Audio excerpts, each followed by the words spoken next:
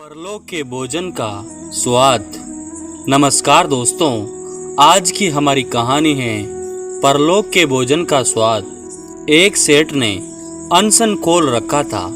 उनमें दान की भावना तो कम थी, पर समाज उन्हें दानवीर समझकर उनकी प्रशंसा करे, यह भावना मुख्य थी। उनके प्रशंसक भी कम नहीं थे। थोक का व्यापार था उनका। वर्ष के अंत में अन्न के कोटरों में जो सड़ा गला अन्न बिकने से बच जाता था, वह अनशन के लिए बेच दिया जाता था।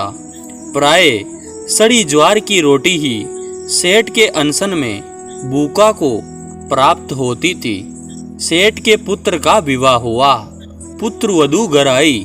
वह बड़ी सुशील, धर्मज्ञ और विचारशील थी। उसे जब पता चला कि उसके ससुर द्वारा खोले गए अनशन में सड़ी ज्वार की रोटी दी जाती हैं, तो उसे बड़ा दुख हुआ। उसने भोजन बनाने की सारी जिम्मेदारी अपने ऊपर ले ली। पहले ही दिन उसने अनशन से सड़ी ज्वार का आटा मंगवाकर एक रोटी बनाई और सेठ जब भोजन करने बैठे तो उनकी थाली में भोजन के साथ वह रोटी भी परोस दी।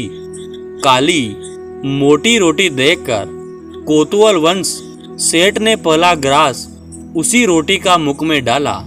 ग्रास मुंह में जाते ही वे तू करने लगे और थूकते हुए बोले, बेटी, घर में आटा तो बहुत है, यह तूने रोटी बनाने के लिए सड़ी ज्वार का आटा कहाँ से मंगवाया?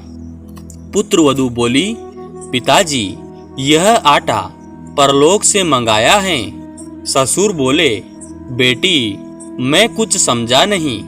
पिताजी, जो दान पुण्य हमने पिछले जन्म में किया, वही कमाई अब खा रहे हैं, और जो हम इस जन्म में करेंगे वही हमें परलोक में मिलेगा।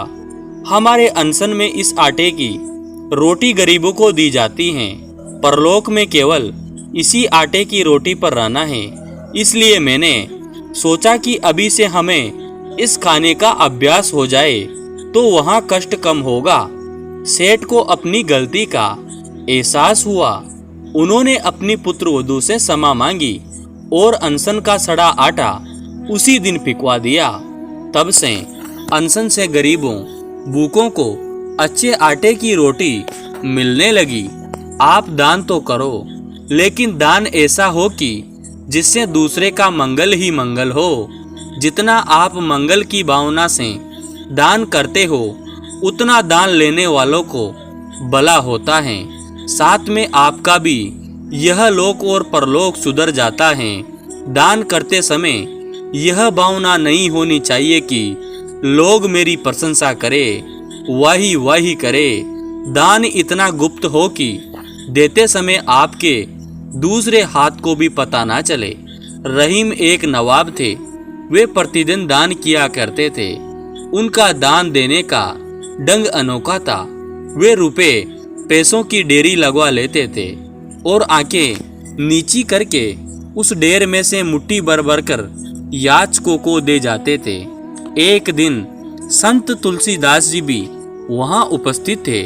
उन्होंने देखा कि एक याचक 2-3 बार ले चुका है, परंतु रहीम फिर भी उसे दे रहे हैं। यह दृश्य देखकर तुलसीदास ने पूछा, सीके कहाँ नवाबजू देनी ऐसी देन, जो कर ऊंचे चढ़े त्यों त्यों नीचे नैन। तब रहीम ने बड़ी नम्रता से उत्तर दिया, देने हारा और हैं, जो देता दिन रैन, लोग बरम हम पे करे, या विधि नीचे नैन। असल में दाता कोई दूसरा है जो दिन रात दे रहा है। हम पर व्यर्थ ही भ्रम होता है कि हम दाता हैं, इसलिए आंखें झुक जाती हैं। कितनी ऊंची दृष्टि है, कितना पवित्र दान है। दान श्रद्धा, प्रेम, सहानुभूति योम नम्रता पूर्वक उड़कर जलकर खींचकर मत दो। ह सजाने की गलती नहीं करो।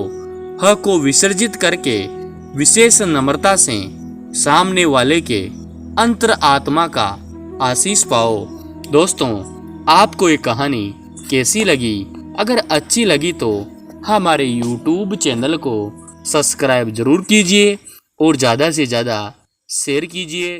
धन्यवाद दोस्तों।